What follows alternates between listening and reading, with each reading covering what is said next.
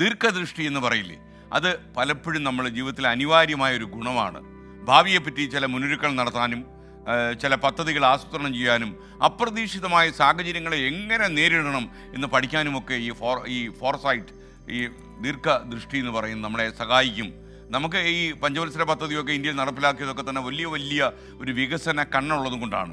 അതായത് നാളെ എന്ത് സംഭവിക്കാൻ സാധ്യതയുണ്ട് എന്ന് നമ്മൾ ആലോചിച്ച് ചില തീരുമാനങ്ങൾ എടുക്കണം. കാരണം 2050 യുദ്ധം ഡിസൈൻ ചെയ്തുകൊണ്ടിരിക്കുന്ന ഒരു ലോകത്താണ് നമ്മൾ ജീവിക്കുന്നത്. അവിടെ കല്ലും പത്തലും വെച്ചാണോ യുദ്ധം, അതോ ഇലക്ട്രോണിക് സൂപ്പർസോണിക് പ്ലെയിൻ വെച്ചിട്ടാണോ യുദ്ധം ചെയ്യുക?